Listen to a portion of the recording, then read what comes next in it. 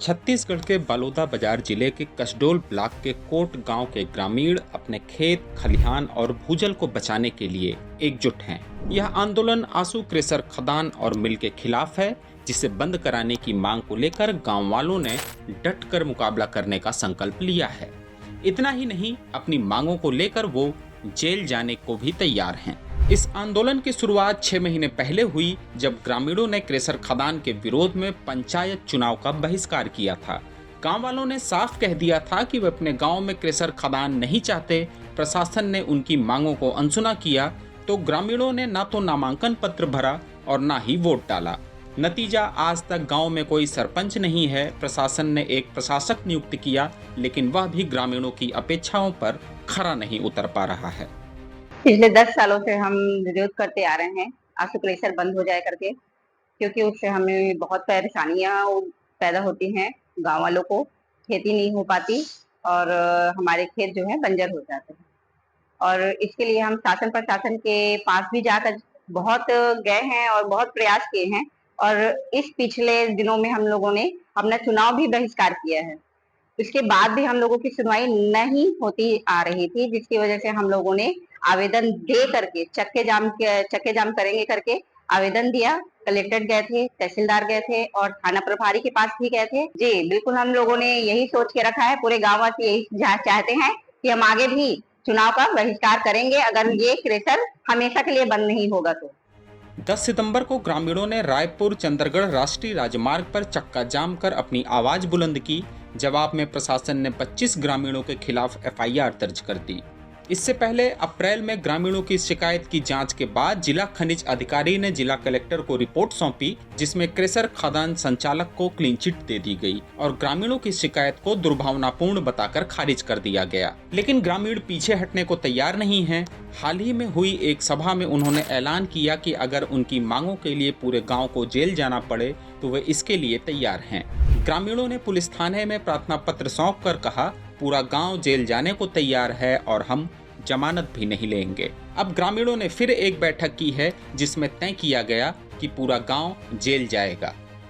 पिछले 10 सालों से प्रयास कर रहे थे, पर कोई नहीं सुनने वाला था। यहाँ तक कि एसडीएम, तहसीलदार और यहाँ तक कि विष्णुदेव साय जी के पास भी हम लोग गए।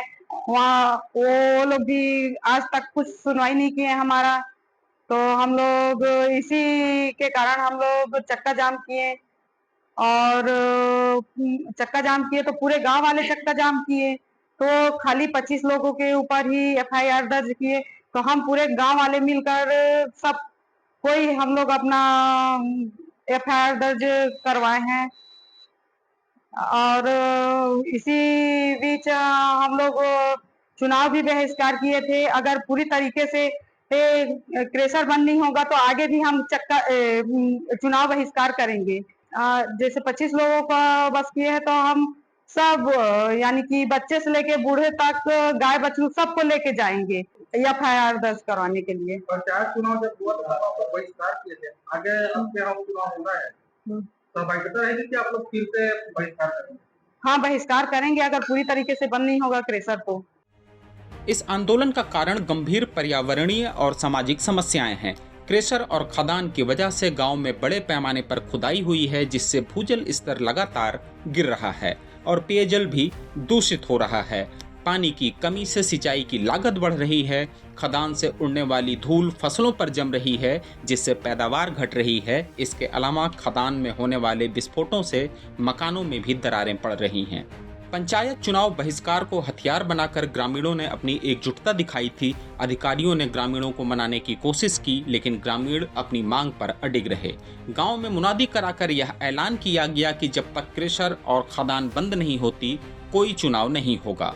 ग्रामीणों के इस संकल्प और लगातार आंदोलन को देखते हुए जिला प्रशासन ने फिलहाल खदान को अगले आदेश तक बंद करने का निर्देश तो दे दिया है, लेकिन ग्रामीणों को आशंका है कि फसल बुआई के बाद खदान फिर से शुरू हो सकती है और जिन लोगों पर एफआईआर दर्ज हुई है उन्हें गिरफ्तार किया जा सकता है। कोई हम लोग विधायक जी को एप्लीकेशन देने गए थे, उसके बावजूद भी हमें कोई वहां से सांत्वना नहीं मिला, ना हमारे साथ आए। जिस दिन हम लोग चक्का जाम किए उस दिन भी हमारे साथ देने के लिए नहीं आए। और हमारे सांसद जी हैं कमलेश जांगड़े जी, वो भी हमारे साथ नहीं दिए हैं अभी तक, ना कोई सांत्वना मिला उनसे।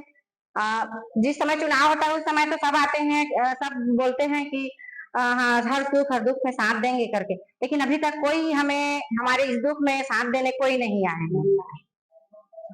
शासन प्रशासन से हम यही चाहते हैं कि वो हमारे इस गांव में जो प्रदूषण से भरा हुआ ये आंसू क्रेशर है, उसको पूरी तरह से बंद कराने में मदद करें।